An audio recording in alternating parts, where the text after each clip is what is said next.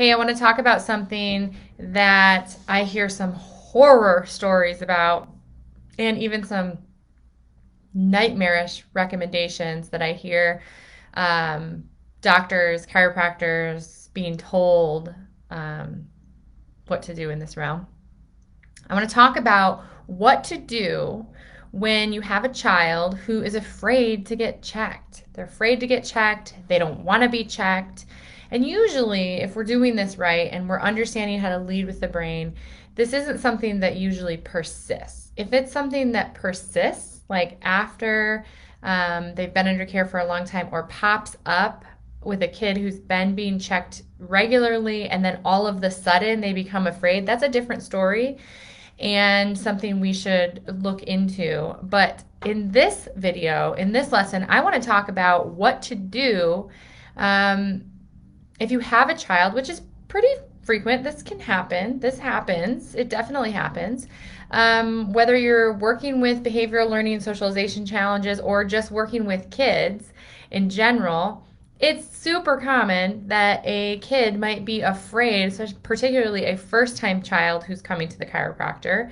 And they're more in a sympathetic dominant state. They're more in this, they don't have a great prediction of like what's going to happen. They know that when they come to the doctor's office, maybe they get poked or it's scary or things like that. And so we need to understand it's not bad if this happens. This is normal. How do we embrace it? What do we do? What are the 3 steps? What are some very specific steps to take? And what not to do. Here's what not to do. Never, ever, ever force a kid to get adjusted that is afraid, that is screaming, that is needing to be held down, that you're forcing the adjustment on them. Never do that. I have heard other people telling people to do this. I have seen it. I have seen people bragging about, well, sometimes you just got to like lay them down and force them down and you got to get in there and get the adjustment. Don't do it. Do not do it.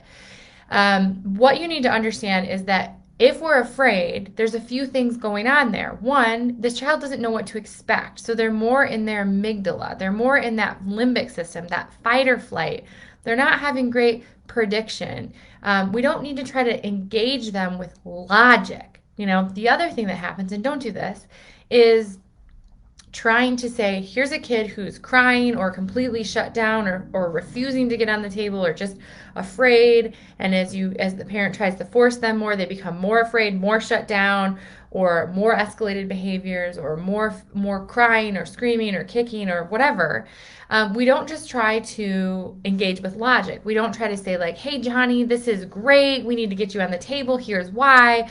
We need to correct, we need to really gently, it's not going to hurt, super gentle. We need to really specifically, make these adjustments. They're not going to hurt. So you're trying to engage a brain that's in fight or flight, that's in stress, that's in amygdala, brainstem.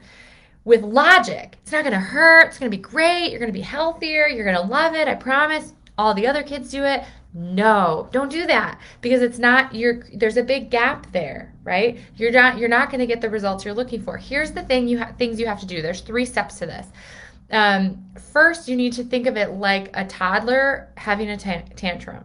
Right? What do you do with a toddler having a tantrum? You do not try to logic them. You don't try to give them long-term consequences in the moment and think that that's going to turn it around, right? You don't meet them with anger. So you don't meet them with logic. You don't meet them with anger, and expect to have good results. You first have to understand that what's happening. What is the behavior telling you about the brain?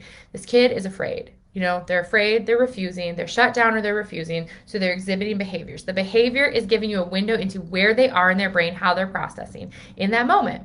And so we need to understand that the first thing we need to do is help them feel safe. Not logic them, not try to connect with them and that be the primary thing. Yes, connect, that's coming. But first is safety. We need to make sure that this child feels physically and emotionally safe. That may mean giving them some space in the room with mom or dad, exploring the room. Maybe watching another kid and seeing you're in other rooms and they're just, watching other kids come in and out, but giving them space, taking the demand off of them and giving them space to lay on the table with mom and dad, play silly games, touch the room, walk around the room, take some time. Take your demand off of them. Hey, Johnny, I can't tell you how many times I did this yesterday. Same scenario, and I was like, trying to create safety by staying across the room. And, he wasn't buying. I was like, you know what? I'll be back. I'm going to go check some other people. And he kind of poked his head in and watched Dr. Hannah adjusting some other people and watched me adjusting some other people and just kind of walked around the room. And then I popped back in, and then he was like, he was laying on the table, playing on the table when I came back in with his aunt, like playing with things under, like a little toy underneath. She was on the ground showing him, so he's putting his face in the thing, which I wouldn't have even put him face down first. I would have just had him stand or sit up for his first check today. But that's what he was doing, and he was feeling safe. I allowed for him to take time and to feel safe in his environment. The second thing that we do after safety, physical and emotional safety, so take the demand off. The second thing we do is then we connect. We don't go right into like, oh, he's feeling safe. Let me get in there and make this adjustment real quick. No, then we connect. Then I was like, hey, your little aunt, his cousin was here too, the little girl who also used to be afraid to get checked and now isn't. And I said, oh, come here. And I just played with her for a minute. I'm like, oh, let me look at your posture. Let's look at this. And I was like, to the little boy, can you come and look at this with me? And he was like, oh. So it wasn't about him. He was feeling safe. I took demand off. I'm letting him feel safe. I popped out of the room. I came back into the room. And now I'm like trying to connect with him. Oh, look at this. Look at this. Shoulders a little bit higher. Can you see that? So I'm connecting. We're on the same team. Connection to do this thing. And he was like, oh, this sounds fun. This isn't about me. This is about my cousin. And so we did this thing together. And then I left.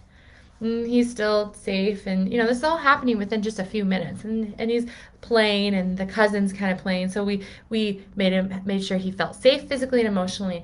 We're building bridges of connection, and then we did logic. Then we did the next time we come in. Okay, you sit on mom's lap, and I'm just gonna feel. Do you want to feel? So connect. I'm like, I'm still building connection. Do you want to feel my neck? Can you help me? Can you feel my neck? Because Dr. Hannah needs to check me. And he's like, okay, and he feels my neck. Safety, physical, emotional safety, connection, and then logic. Then it was like, great, can I feel yours? And then we got in there and we were able to make the adjustment on mom's lap today, not laying down. But you betcha, next time he comes in, it's not going to take as long to feel safe.